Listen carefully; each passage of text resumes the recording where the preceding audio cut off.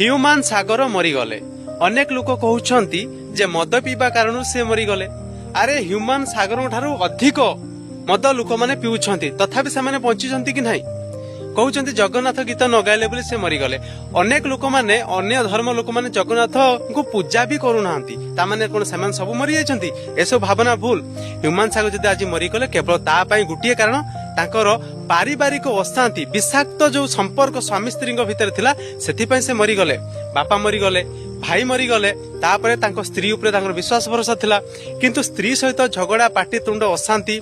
स्त्री जाइकी मीडिया सामने सारा ओडिशा लोकंकु कहिले मो स्वामी मते मारुछंती, पिटुछंती, टर्चर दउछंती। तापर तांको झियो को भी तांको ठारू दूरे नेले।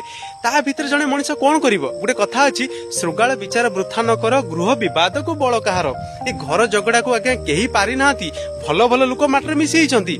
लोक माने प्राय एई पाटितुंड अशांति झगड़ा कारणरु स्वामी स्त्री भितर जाइकी किए दौड़ी दे दउची, किए नदी कोटिया मारी के मरुची, किए ट्रेन लाइन सुई जाउची, किए विष पी दउची। ह्यूमान सागर को पाखरे नेम फेम थिला, टंका पैसा थिला। सी जदी माने दौड़ी देई मरी थांते, विष खाई मरी थांते, रेल लाइन सुई थांते ना, तांको निजको खराब लागि थांता। सेति पई से स्लो माने धीरे धीरे करी निज जीवन को मारिले। ता माने मद पी पी का से मले। सेटा ठीक कथा आज्ञा किंतु परिवार अशांति जो स्वामी स्त्री भितर झगड़ा अशांतिर कारण आज ह्यूमान सागर मरीछंती, अन्य किछि कारण नाही।